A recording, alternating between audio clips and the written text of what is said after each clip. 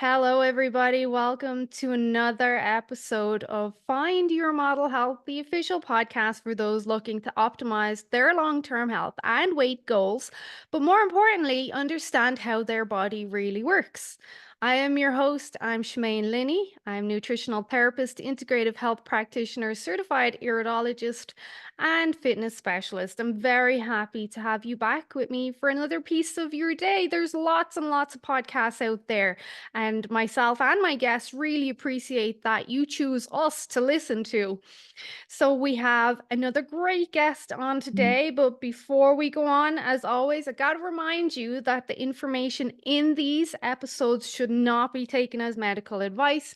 Please consult your health practitioner before making any lifestyle changes, because myself and my guest, we are not doctors. So please help me welcome the most wonderful Reed Davis. I'm sure many of you have heard of him. Reed Davis is a board certified holistic health practitioner and certified nutritional therapist, and he is an expert in all things functional lab testing and holistic lifestyle medicine. He's the founder of Functional Diagnostic Nutrition, also known as FDN, which I think many of you will have heard of. They offer the FDN certification course, and they have over 4,000 graduates in 50 countries, which is pretty insane. Reed also served as the health director at a wellness center in South California, and he's had lots of experience with clients and patients in a one-to-one scenario. So he really does have a lot of experience, and he is here to help us understand a couple of different topics that I know are on each of your minds. But before we get into our topics, Reed, thank you for joining me for your day. You're in My California. pleasure. You're in Thank you. California, and we were mentioning that it's warmer here in Canada right now than you are in California.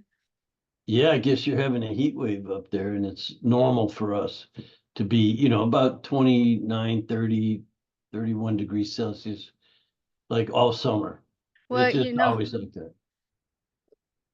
at least it's not a hot flash I'm experiencing. Yeah, that's true too. So, Reed, welcome. Tell us a little bit about what got you into this. FDN is a well-known institute. What? Why? How did you get into something like this? It's only well known because of the amazing people who have trusted me to teach them how to use functional lab work Mm. as it applies to all natural drug-free therapy. So that's why it's known. I uh, practiced it or developed it in a clinic here in Southern California over a 10-year period from about 1999 on. That's when I started running lab work just to help the people in our clinic. It wasn't really, never thought I would be teaching or anything like that. But it began when I went from environmental law and conservation, all these things, saving the whole planet, Shemaine. I thought, always had a purpose. Good to wake up each day having something good to do. It's important. And so, yeah, and please interrupt any time because otherwise I'll talk the whole hour. So anyway, I had this background in conservation and saving the planet, and when you study environmental law, you learn how bad the environment is, the bad things about it. Not everything's bad, but there's a lot of bad things, and they affect not just the flora and fauna, Mm. which I was mostly concerned with at the time, but people too. So around 1999, I started thinking, well, what about people? What about me? I Yeah. didn't want anything sneaking up on me. I was pretty healthy in my mid 40s back then, but oh my goodness, uh, I just changed jobs. I went to work in a clinic, said, hey, I want to work with people instead of the whole planet, and I got a job, and it just took off. I just really loved working there. They gave me lots of opportunity to get continuing education. So I went out of again, environmental law, conservation to, nutrition, personal fitness, training, body work, all kinds of modalities around helping people Mhm. And the most amazing thing, Shemaine, was uh, running these labs. I was under the clinic able to use laboratory and I was fascinated and I loved doing it. Saliva testing, urine testing, stool testing, blood testing, all the things to try to find out what's really wrong with people Mhm. instead of just what their symptom or maybe medical diagnosis was. Mhm. Because they didn't want that. The people coming in our clinic were looking for something alternative. Matter of fact, some who were suffering had been told nothing's wrong with you, Mhm. as if it's like all in your head, take a chill pill, whatever. So my job in the clinic was pretty awesome to, hey, Reed, find out what's really wrong. You're not a doctor, so you can't diagnose. Mhm. You can't treat anything specific. And because I had a law background, that was no problem for me. I know where the lines are. I don't cross them. Yeah. Never cross them. Wouldn't risk myself, my own reputation, or the reputation of our clinic, or the doctors that I did work with, or anything like that. So again, 10 years, thousands of labs, thousands of people, and I had great mentorship. There were pioneers of the day who were my mentors and guides. But just the experience in the clinic, no one was getting that much experience. Mhm. And I made my own observations, Shemaine, about what was really going on. And I recognized patterns. And those patterns established what we now call FDN, Mhm. functional diagnostic nutrition. But that's only after 10 years, I had to give it a name Yeah. because I was encouraged, I'll stop here, to teach. So after 10 years, everyone told me, you should be teaching, you should be teaching. So I put together a class and it just took off. It was international from day one. People flew into San Diego to from England and Canada and all over the United States to Mhm. hear my presentation, and that turned into a full-fledged program, like a Yeah. certification course. So you, all your colleagues, anybody can take the course. Mhm. And if they want to get certified, if they earn it, you can buy the course, but you can earn the certification by passing everything, Yeah. and then be able to run the labs yourself. We Yeah. have we're all over Canada, United Kingdom, Australia, New Zealand, and obviously United States.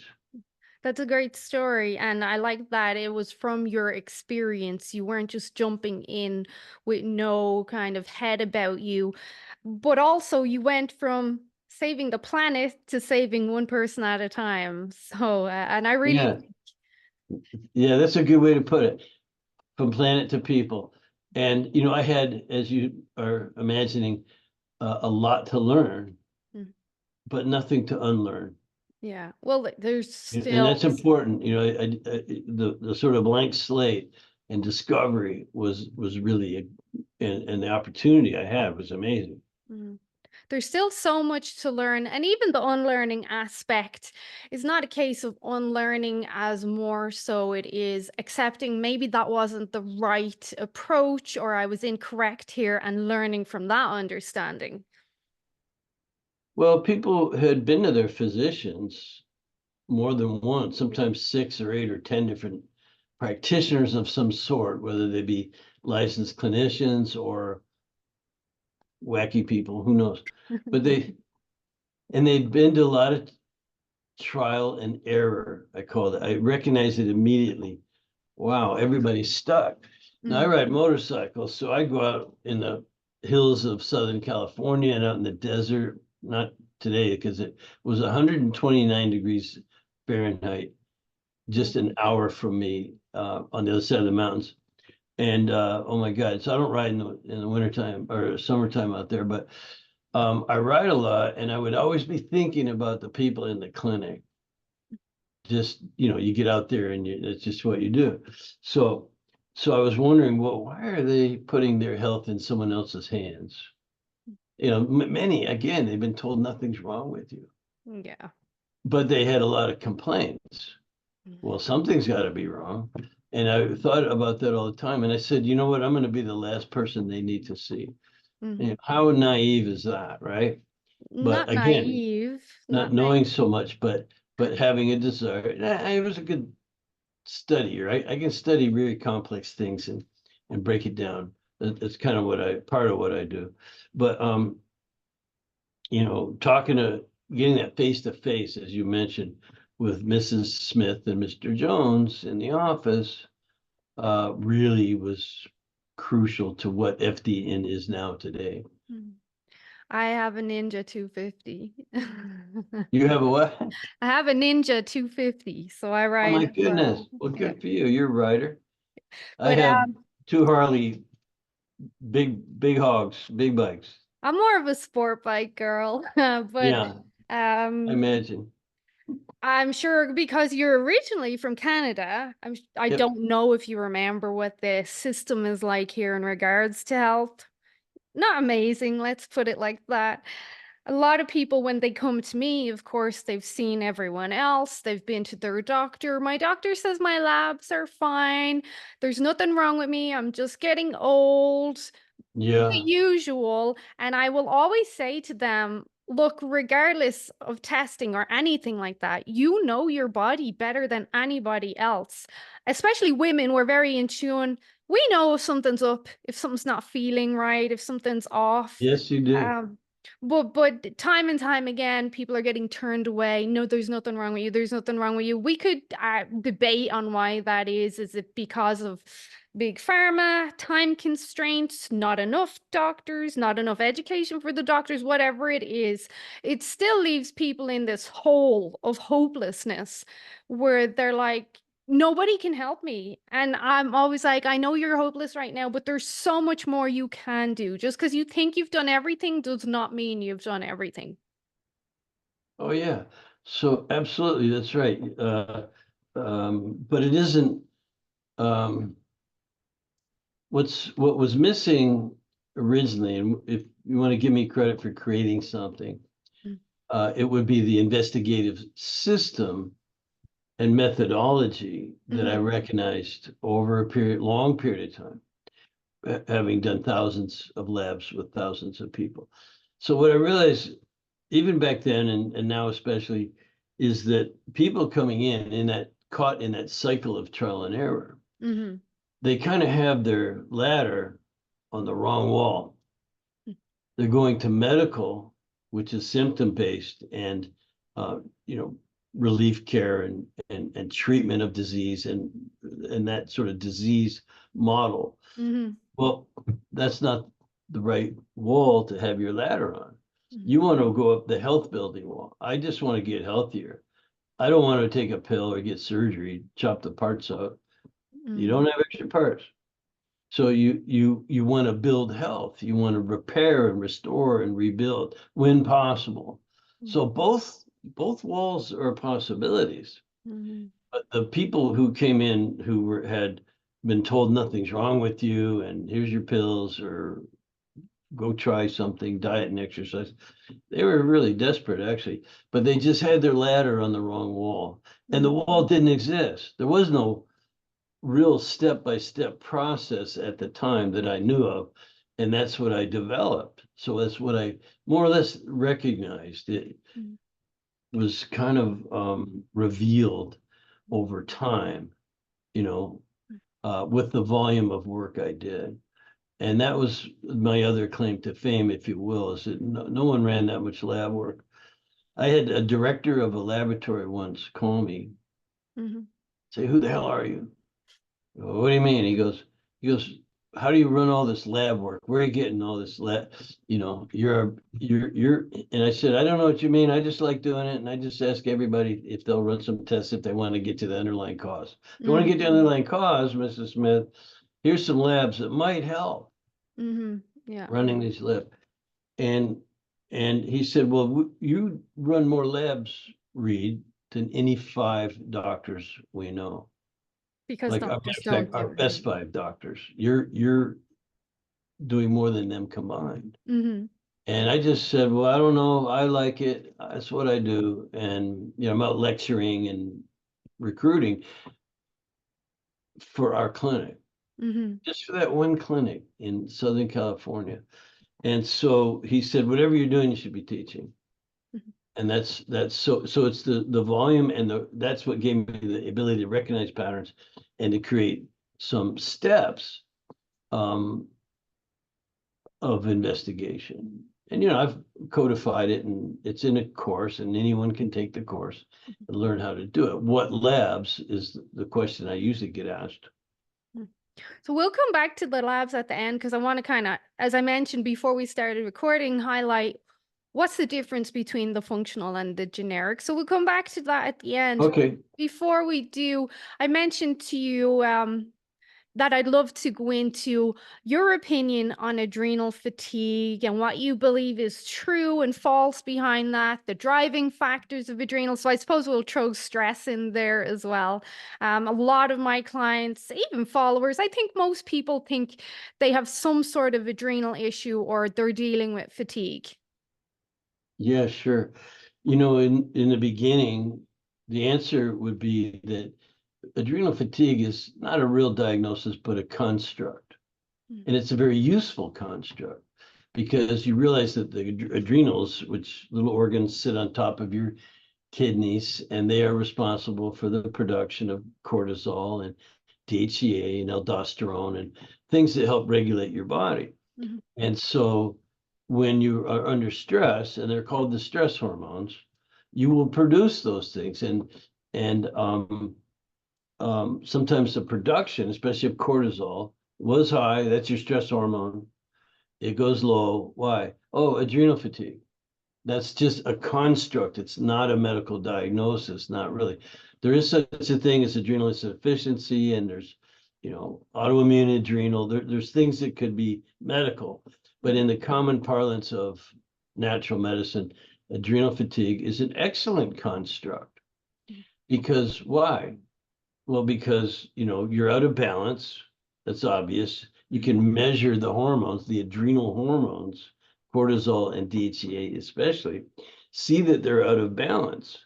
And so what does that tell you? Too much stress. And so as a natural, you know, people empowering person, and self-directed kind of therapy is what we're looking for. Again, a person needs to put their ladder on that wall. How do I get out of this mess? What Mhm. steps do I need to take? Well, you better sort out that stress because that's what's throwing the adrenals off, and you end up in a condition that they call adrenal fatigue. But you Mhm. don't just want to take products to try to get out. No, you want to find out all the stressors. That's why we're considered as FDN practitioners, health detectives, Mhm. because it's important to look at we look at the hormones, especially cortisol and DHEA, your stress hormones. And when they're out of balance, you end up in what we call a catabolic state. Cortisol is the catabolic hormone. It's counter-regulatory hormone is DHEA, dehydroepiandrosterone. So they're supposed to balance each other out, but when you're under a lot of stress to get out of balance, you become more catabolic, which means body breaking down. Mhm. Everybody now, if you're under stress and you feel like your body's breaking down, getting old before your time, you're tired, It fatigued, probably a little is. bit overweight, a lot of things going on. You might even been told, oh, that's your thyroid. Well, let's start with the original stressors, Mm. sort those out. And we see how the dominoes fall after that. So adrenal fatigue is not a medical diagnosis. It's a construct. It's very useful because it makes you look for the stress. I think it's helpful for the lay person to just simplify terms that myself and yourself would understand the more complicated term, but with the lay person, they're not thinking adrenal dysfunction or adrenal insufficiency. So when we can make it in a clearer term for them, they kind of get an idea. Okay, my adrenals are fatigued. They're tired. Why are they tired? Do you also test prolactin and adrenaline when you're looking for adrenal No, insufficiency? not initially. That you might troubleshoot with those, but it's not necessary in the beginning with the average person who's just again tired, fatigued, overweight, and so on, foggy thinking, and you feel like crap, and you run out of energy all the time, and you can't build muscle, and you have low libido, and very common stress related downward spiraling conditions. Adrenal fatigue is just sitting there as a construct that's useful, but there's reality in measuring the hormones.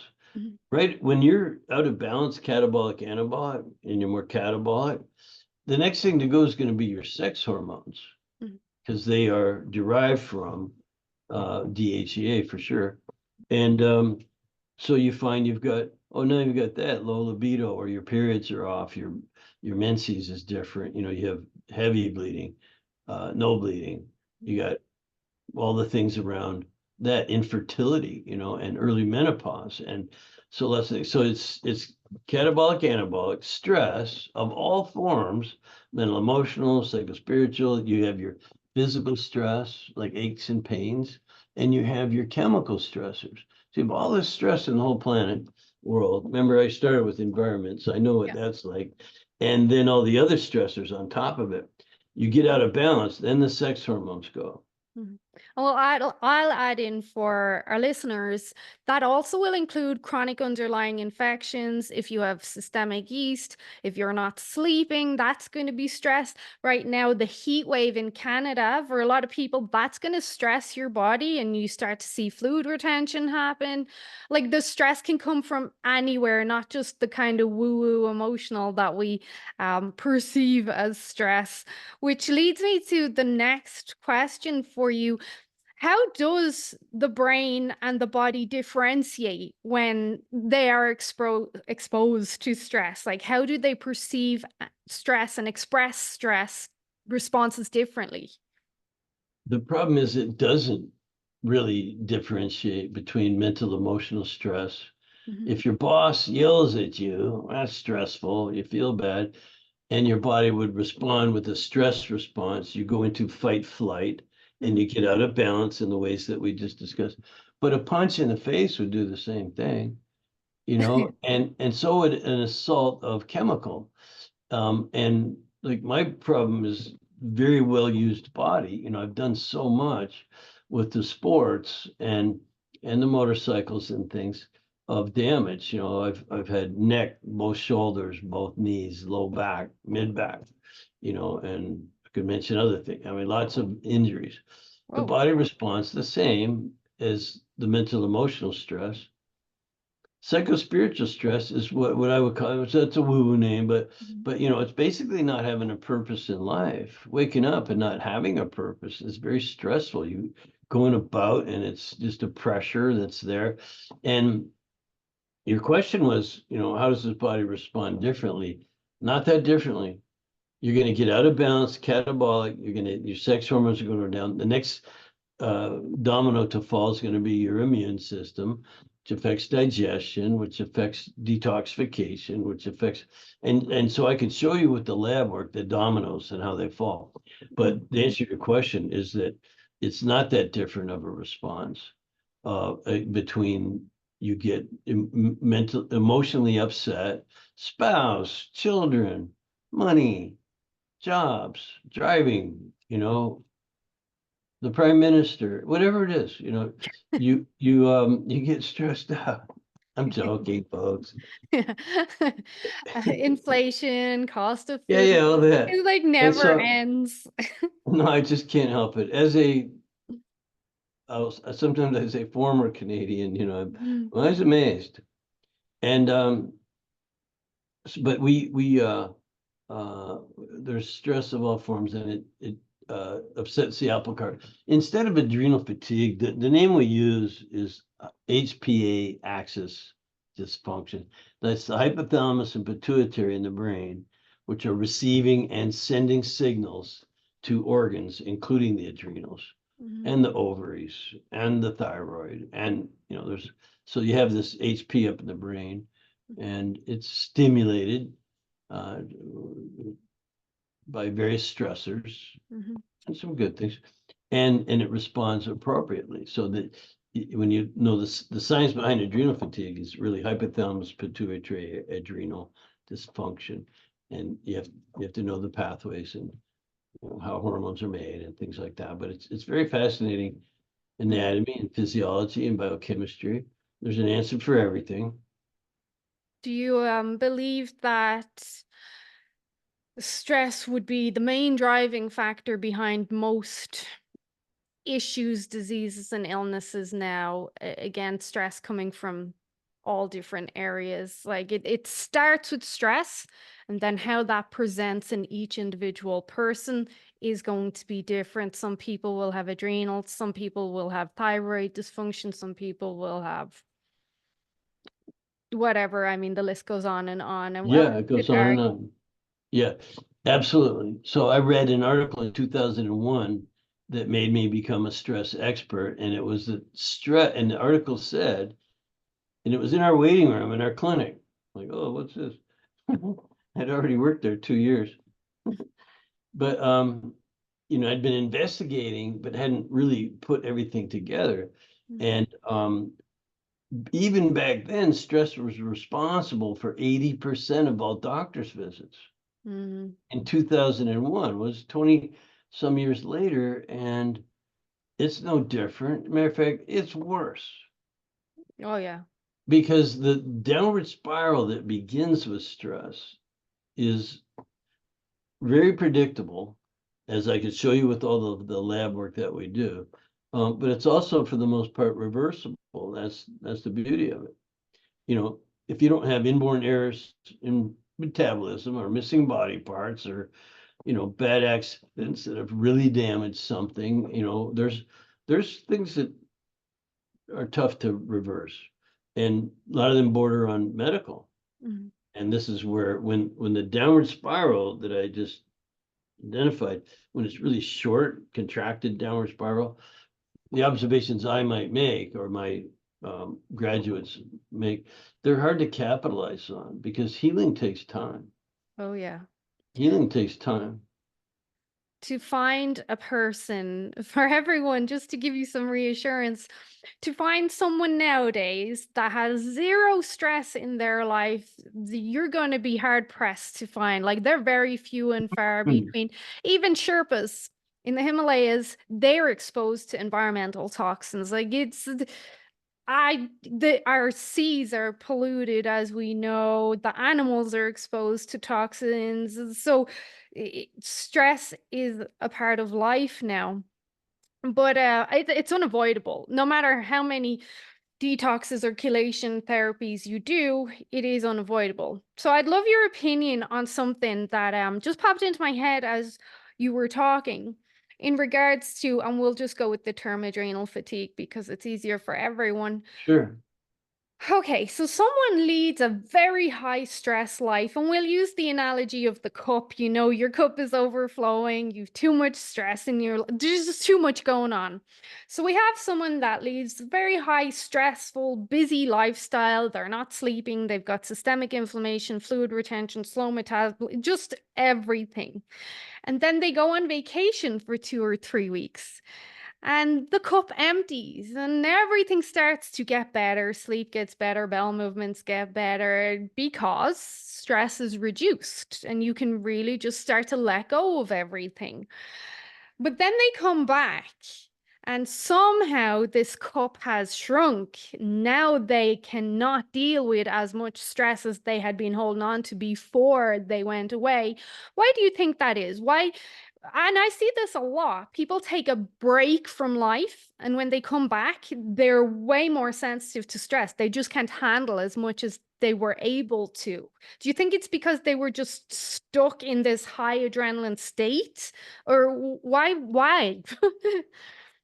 Well, they're recognizing that something's wrong, and they probably have been conditioned to believe that their stressful workday schedule, with you work all day, you come home, you got the kids and the spouse, and then you got your weekends, warrior stuff going on, Mhm, and all the different. So there's lots of mental, emotional, physical, and chemical stress. And you're right. They've tested the snow on the top of the Himalayas mhm, and found hundreds of chemicals airborne. mhm, So we're subject to all that, airborne and foodborne and liquid-borne and things. So you have all this stress, and when you go away, you're going to realize, boy, my life's pretty screwed. like Like, and you don't need as much people are self-medicating. One of the first signs Mhm, that your life's too stressful is how much coffee are you drinking and alcohol. So coffee in the morning, get going, yeah. And you might even think things are okay mhm, because you're surviving, and you might even be like on top of it because along with cortisol, the stress hormone, adrenaline, which makes you feel good, and it goes along with other feel good substances. But so you're doing okay. You're working a job, maybe even two jobs, and you say, "Wow, I'm a hero because I can still come home and play with the kids and watch a movie without falling asleep or whatever it is you're doing." mm, So you think you're doing good, and but you're self-medicating a lot, and when you get away you start to look at that as being a rat race. So when you come back, it's depressing to be in a rat race and know about it. mhm. When you don't know about it, it's just how life is, and especially men were taught to tough it out, like we don't pay attention to our boo-boos. We ignore them until they get really bad. Mhm, Women, they pay more attention. That's why they're smarter, they live longer, they take better care of they pay more attention to those things. And they're on more strict cycles too with they're aware of cycles more than men are. mhm. And so they know when something's wrong, something's off. And uh so I think that might be part of the answer, that you're away from it and you don't have all that going on, and you realize your life isn't so great. I think you made a good point when you said that we're conditioned, that pre-vacation, you're conditioned to go, go, go, juggle everything. And by the end of the day, oh, thank God, I've survived another day. And that's the body's systems as well. They're conditioned to run on high alert, high adrenaline, high cortisol, like everything's just running faster than it should be, but because again, that conditioning, you've given it no alternative. And then when you take your vacation, not only does the mind and the soul slow down, but the physical body, the biochemical reactions, they slow down and the hormones reduce. And I think then when you come back, the body almost says, F this. I'm not going back down that road again. And it's almost like the body has put up a barrier and says, no, no, no, no, no, we're not doing that again. As much as your brain wants to, I just cannot do it. So Yeah, there's a lot to be considered. yeah, absolutely. So, I have a friend who's a doctor in Australia, and he's one of our medical directors down there. And people come to him suffering with Mhm. chronic conditions. And sometimes he says, "Hey, just get a tent and go out in the woods for 2 weeks and see Yeah. what happens." People's problems clear up. It's their environment to such a large degree that getting out of it can be very therapeutic. Mhm. The question is, when you come back, what kind of investigation and process would you go through to sort that out? Mhm. And that's part of the process that I developed, was going through the lab work and the all natural protocols. Like, what steps do I need to take to live myself out of the problems I lived myself into? Mhm. And so it's can be very challenging without a guide. Yeah. I remember Dr. Ray Peat saying, I'm sure you're familiar with Dr. Ray Peat, he mentioned that in order to get a lot of people better, we would put them in the jungle or the mountains with a tent for a year or two and just see their health recover because it is our current environment. Yes, there'll still be toxins and everything in the mountain, but it's our current environment. So I had given that some thought and I was like, that's a great idea. How would I survive though? How would I make my money to survive? So it's not something I've completely wrote off as not happening. It's definitely an interesting concept to just leave the stress of life as it is. Yeah, I've never met Ray Peat, but I'm familiar with his work and a big admirer. And myself, Ray Peat, people like that, we originally subscribe to the theories of Hans Selye, who came up with the idea of the three phases of stress and fatigue. Adrenal fatigue, pretty much coined that phrase. And um, again, we're a little bit more aware now of what's actually going on in the adrenals. Mhm. Uh, just the pathways are better understood now, so we can't really call it that anymore. But it's a great construct of the tank being empty. So what's not changed is the idea that every cell in your body, every tissue, organ, system in your body, the cells, they are smart. They have an intelligence built in. We call it the innate intelligence of the body. And it's the same intelligence that's been around for a long time, millennia, millions, of years, and it doesn't matter where you go in the universe, that intelligence is going to be there. And so understand that you don't have to teach yourselves what their job is, Mhm. do you? They know. Yeah. And so there's in that a reserve. We call it the vital reserve, the ability of you to get punched a little bit and come back. There's a resiliency. There's Mhm. balance within the systems and inside the cells, and then there's this resiliency. You can get stressed. It's okay to Mhm. have to go hunting and get your meat and bring it home and cook it. Like there's stress involved in that, but we're perfectly designed to handle a certain amount. So Mhm. we call that sort of life force or energy in my world, vital reserve. Mhm. It's very strategic. It could be called metabolic reserve, and it's not of our creation. It's of the universal creator's creation. Mhm. Pretty damn smart.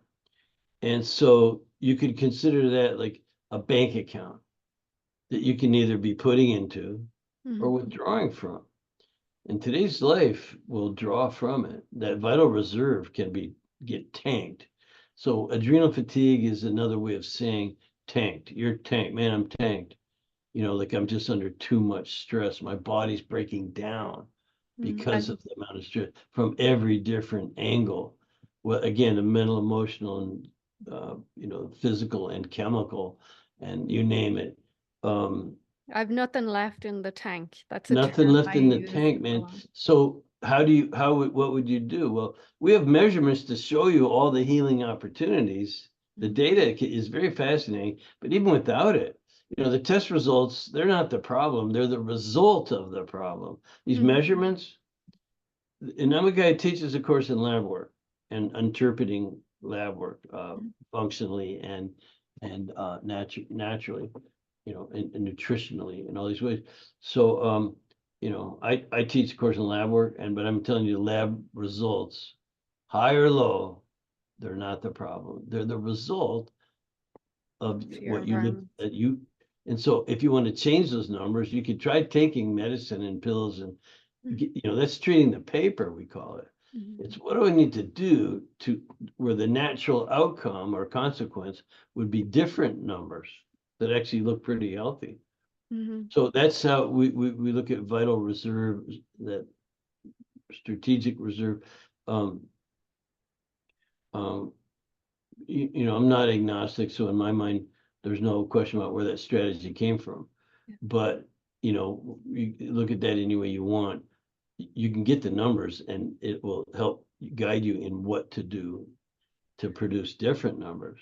I believe I believe it was Hans Selye that said complete freedom from stress is death.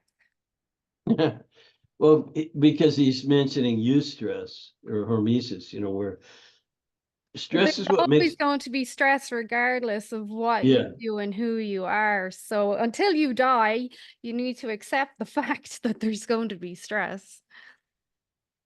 yes, stress is what makes the butterfly come out of the cocoon. Without that stress, the fluids would not go into the wings. There's a story of the little boy who wanted to help the butterfly get out of the cocoon. So he cut the cocoon Mm. and there was the butterfly, but without the stress of exiting the cocoon, its wings couldn't fly, Yeah. so it died. Yeah, so stress, that's eustress. There's distress and eustress, and we've been talking about distress. Mm. When we say stress, we think distress. So you mentioned the testing aspect of things. So you're doing the functional testing. What's the difference between functional and conventional testing that our family doctors and our specialists are doing, which is usually more just serum testing? You're right, and that is um, generally the ranges are so wide in that standard testing that and no one's tracking the changes within the range. Mhm. So you have to be so far out of range. That's called a diagnosis. Like that's what doctors do. They're there to diagnose disease and treat it. Mhm. Uh, we're not. We're there to find out where should I be in that range for me to be really healthy. You have a sort of secret, private, individual range that you should be at within the wider range. Let me Mhm. give you an example. So, and this kind of explains part of the problem with um, with standard medicine, especially in the United States, where people don't have the same doctor for very long, Mhm. usually, and that's because we have private insurance, and it goes usually with your employment. So wherever you're employed, and people change jobs every 5 years on average. Mhm. So they're going to go get new insurance with new doctors fairly regularly in their Mhm. lives. They also move around and different things happen. So no one's tracking you in that range. Let's take blood sugar. So if I show up at a physician, I'm 25 years old and my fasting glucose is 85. That's the measurement in the States. I don't know what it is in Canada with your other measurements, but they'd say, oh, good. And so a few years later, I go, different doctor, no one's tracking. And he says, oh, you're 90. That's good. And then a couple years later, maybe it's not even a doctor, it's some nurse practitioner or Mhm. PA, and it's like, oh, it's 95. That's okay. And then later on, it's going to be 100 because if you don't change your lifestyle and change your habits and make sure your insulin is, you're not insulin resistant kind of a thing. So as you get older and lazier, you're eating, you get into your habits and different things, and you're putting on a few pounds and things. Next thing you know, it's 100. Your blood glucose is 100. You're fasting, but it's 100. It's still not out of the medical Range. range. Mhm. So there's a preferred range, and everyone kind of knows that. But they would not diagnose and treat you until it was maybe over 110, 115, 120 even. Like and so no one's tracking the changes, the difference, hardly.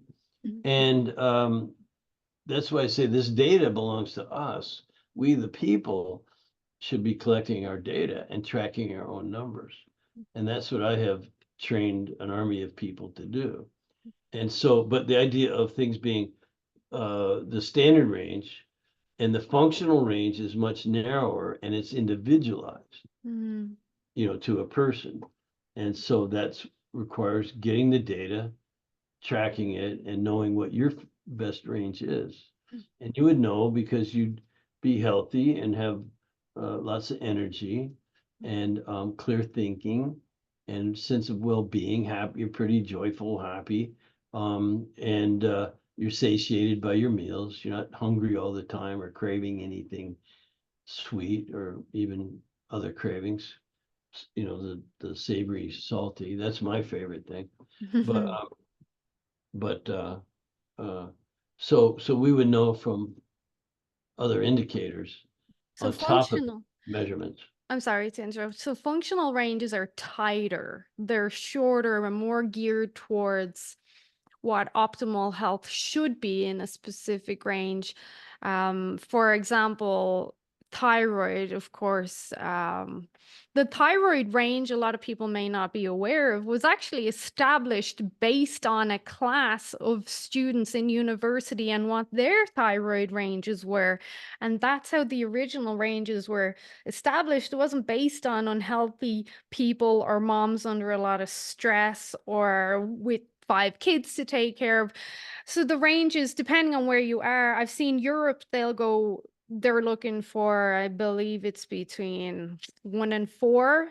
Here in Canada, I've seen some tests go up as high as 5 and some as high as 7, saying you're not going to be diagnosed with hypothyroidism unless you're over 7, which is insane in my opinion. I believe the states over the last year or two recognized that it should be lower, and they're in the process of lowering the ranges for thyroid closer to, I heard, between 1 and 3, maybe lower.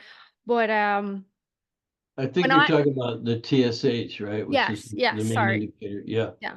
When I I'm feel you. looking at I Yeah, it get was it. TSH to be specific. When I'm looking at TSH, I'm concerned if I see anything over 1. So I'm keeping a really tight range, and I know my clients pretty well. Combined with the cholesterol, liver enzymes, all of that. But back to the point at hand, functional testing has that tighter range that's more designed around real health and being optimally healthy, not just a big generic range that has no substance. Yeah, I think it's worth pointing out here, Shemaine, that um, you're talking about functional ranges for standard testing, Mhm, and that's good. And each person could find their own functional where they function best, and try not to let that change very much. You don't want things creeping up or mhm, creeping down, whatever it might be, from bad lifestyle. But we in our world, we also run other non-standard tests. Like mhm, you when you go to your Canadian health practitioner for a checkup, they're probably not going to do a saliva test or the kind of urine testing we do, or a little finger stick test. What we specialize in, if you will, is at home testing for other markers that standard medicine isn't even looking for. mhm. And so they explain a lot of ills. Our tests explain why you feel like shit when your doctor says nothing's wrong with you. That's was the trick. That's what I was assigned to do 25 years ago in the clinic. Mhm. These people are coming in, they feel lousy, they're all got all kinds of complaints, and yet they, for the most part, have been told nothing's wrong with you. Mhm. So they knew something was wrong, and they have been bouncing around to all these different everything from quackery to standard med drugs, supplements, standing on one's head in the corner with carrots up your nose, or Mhm. just the therapies out there are endless. Mhm. And so, but I being assigned a different task, had to look at lab work. I had to run the progressive, the absolute pioneer saliva testing, urine testing, stool testing, and things, and look at things in an individual's body and ask, does this explain why they feel the way they feel? Yeah. When the standard measurements, even functional ranges, wouldn't explain. And so that's why became very popular, Mm. very, That's what very yeah. I mean, just as a clinician, just Mhm. I didn't advertise. I did go out and lecture a lot. I love lecturing, and teaching. And that got a lot of new ones in the office, but it was referrals that was the strength and backbone. Just Yeah. do a good job, get people results. Mm. And then finally I was pushed into teaching because I could only help so many people. So by creating an army of others doing the same work, that's where we're at now. And I help my graduates with their uh, health entrepreneurship, if you will. So just to clarify for everyone, the functional lab testing, they do have the titer ranges that we mentioned, but also doing a multitude of other tests that unfortunately our family doctors are not Sure. willing to Let, do let in me, most let cases. me, I'll give you another example. I hope this helps. And I tell this on a lot of podcasts, so if people have heard me say this one before. It's my favorite story. So yeah, I'm going to tell it. So a lady comes in the office, and this is early on. I was just learning about different labs to use, and um, uh, she said she was coming in for chiropractic and some acupuncture and massage and things that we did for her. And she was really down. I could tell I'm down, yeah, boohoo. And I'm like always the cheery guy, but it wasn't getting through. She's like, no, I'm just what's so bad? It's just 40 pounds overweight. She's Mhm, 40 pounds overweight, and it's really disturbing her. And I'm like, well, can you? Nope. She goes, I'm on medication for a skin condition, the hives that she was getting. And I've been on it for 2 years, and it's made me gain 40 pounds. And she said, Reed, I just went to the doctor the other day for a checkup. And I told him how, I'm very frustrated with the 40 pounds. And he told her, she says, you can be fat or you can have the hives. Take your pick. mhm. And no solution. That's just it. Here's your medication. If you don't take it, you're gonna have the hives. She said, For well, let's life. For life, not just for the next week, for life. Yes, yes. No wonder she felt so bad. And she said, well, doctor, that's very depressing. He said, I'll be happy to write your prescription for antidepressants if you want, you know. So now I'm understanding why she's staring at the floor. I'm walking her back to a treatment room as we're talking, and just trying to get a word in. And finally she was done. And I said, I can see why you look so down today, Mhm, but first name, mhm, why didn't you ever try to find out why you get the hives? mhm. And her head snapped around so hard, I thought she wouldn't need her chiropractic treatment that day, like, and she said, what? I go, yeah, well, let's run some tests, see if we can find out why you were getting the hives. And make long story short, of course, we ran some tests, and within a few weeks, I think she came back to me. The next thing I heard was, thank you, Reed. I told my doctor the other day, after 9 days of changing Mm. her diet and lifestyle, she said, after 9 days, I told my doctor, I'm not taking this medication anymore. I found out why I get the hives. It was food, something she was eating. Largely food. Yeah. Food she was eating every day. Mm, And it wasn't a normal allergy. It was a different type of sensitivity. And it's the kind of testing we do. The reason I brought this up is because that test is not offered by physicians. It's still considered by insurance companies, including the Canadian one, to be experimental. Well, mm, that's just an experimental, unproven bullshit. I've proven it so many times that has discovered the underlying triggers for a lot of conditions, including migraines and asthma. I had a principal. I'll just finish with this one. Lady who was happy with coming into the office said, "Would you work with kids?" I said, "Yeah, I work with kids. I coach football. I love kids." Why? Oh, because they're trying to send my kid home from school if I don't put him on Ritalin. That was the drug of choice back then for mm, ADD. I said, well, I don't think he has a Ritalin deficiency. Do you? mhm, She didn't laugh and didn't think that was funny at all, in fact, and says, no, I'm serious. I don't want to put my kid on drugs. Can you help him or not? I said, I don't know, but I'd be willing to run some tests and find out if mm. you are. And I said, by the way, who prescribed this medication for your son? Was it a doctor at the school or a nurse? No, the teacher and principal. Mhm. And I said, well, how old is he? 9 years old. So you have Simple. teachers and principals prescribing medicine for 9-year-olds, or I'm going to kick him out of school type of thing. So again, long story short, Ransom Labs changed his diet. his bedtime, his exercise schedule. We tripled the amount of exercise for him to be doing. Mhm. Boys, I don't know if you know this, they need to be work out to exhaustion or Burn off some energy. Yeah. they're not normal boys. They'll You be know, hopping off the walls. when I was in Canada growing up until I was a teenager, I moved to the United States and we played outside till it was dark. And I know it Mhm. gets dark early in the winter, but we had lights in the backyard. We skate. My dad put up a rink in the backyard for hockey every night until it was lights out. We just were always outside playing. So anyway, you know all that. Um, Within 3 weeks, I got a call from the principal of that school who said he tracked me down through the mom. He said, "Whatever you did, Mr. Davis, is this boy, he's a different boy. He's sitting and paying attention. He's getting good grades. He's not poking at the other kids. He's not outbursting inappropriately in class. He's a different kid."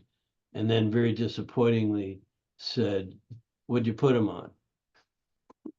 Because there's no alternative from I it. said, "We put him on a better diet and exercise and bedtime and homework schedule, and that's what we put him on." He just wanted to know if it was a pill, It's unfortunate. unfortunately. It's unfortunate. And But think of how good I felt and how happy this mom was and how that kid turned out. yeah. Did not be put in. I had the same thing on my football team, kids with asthma, and not showing up for practice and you know, I had to tell them, if you don't show up for practice, you can't play in the game on Saturday. Yeah. So let's figure out what's wrong. Yeah. And amazing, I have story after story after story of how these labs still considered alternative and not approved for insurance. That's complete hogwash. Do you have a favorite functional lab that of yours that's I like have five. what do you have one or two? What are your top tier there? Hormones, immune system, digestion, detoxification. Those would be way up there. Saliva, urine, and some finger stick blood. You could do it easy at home. Yeah. So I hormones would be guess number one because that's what you hormone mentioned for first. stress, immune system for how the dominoes fall, digestion, detoxification, the bowel flora and things like that. You need to test it all. There's no one, but I've done miraculous work with that food sensitivity testing. Looking backwards, oh my God, we're so glad we ran that test. Changed people's lives. Looking forward, I don't know who it's going to help the most, so we just run it on everybody, because everyone has some sensitivities. Mhm. And if those are the triggers for what ails you the most, it's like a miracle. Which But yeah, way do you prefer to test hormones? Saliva, urine, or tissue? personally, I like saliva because it's easily done at home, and you can get the measurements throughout the day. But Mhm. you're not going to do that with blood. Who's going to go get their blood drawn 4 times in one day? Mm. So the saliva is very convenient, it's affordable, and it's very revealing. And from one saliva test, you can look at the hormones throughout the day Mhm. and secretory IgA, an immune marker, melatonin, a hormone, and also now insulin, which is a glucose metabolism marker, very important. So from one saliva test, if I had to pick one, that'd be my first one at least. I'd want the rest done, but that would be a good place to start. Do you test serotonin in any of your tests at all? We can, and sometimes when we're troubleshooting for people who with leftover mental, emotional, and these kind of things, you might look at serotonin. But melatonin's a precursor, and it's a good indicator of digestion and the immune system and lots of things, along with their other markers.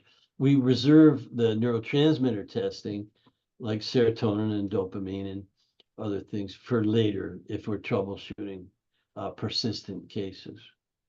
Are you doing that through urine, stool? It's a urine test. Yeah. Okay.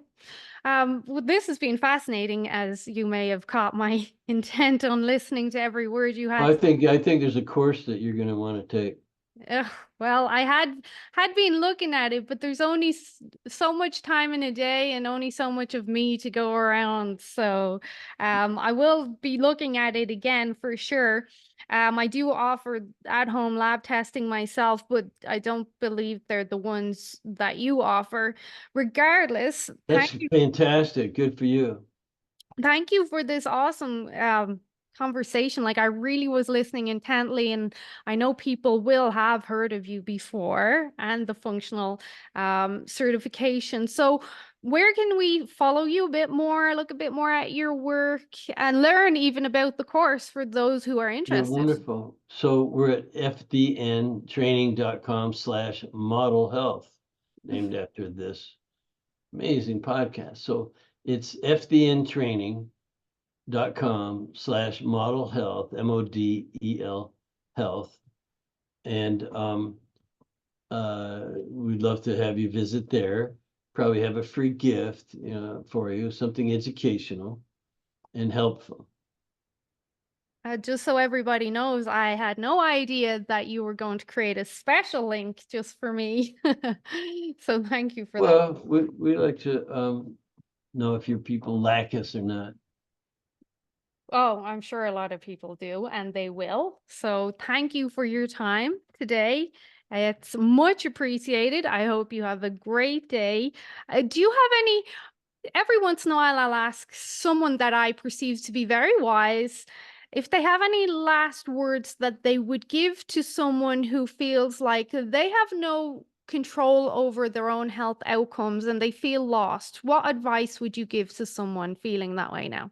Yeah, don't give up. Keep looking and keep the positive spirit. A lot of it's your point of view, Mm, and you can miss a lot if you have um, a poor point of view. Like you can change. You can get better. mm, If you're not on your last breath, mm, then yeah, you could take some actions. mm. Look up go to that fdntraining.com/model health. Um, you'll land on a page and get something, a gift, but you could eventually find an FDN practitioner, and they don't have to be near you, because we do distance work like you do, Shemaine. And let me know if I can help you in any way. I will. So we'll wrap it up on that. I think that's great. It is perspective. It's very easy to give up hope and stay in the negativity, but there's always a way. Where there's a will, there's a way. Show up ready, willing, and able. I guarantee we can help you. Well, thank you for your time today, Reed. It's been an absolute pleasure. Mine, all mine.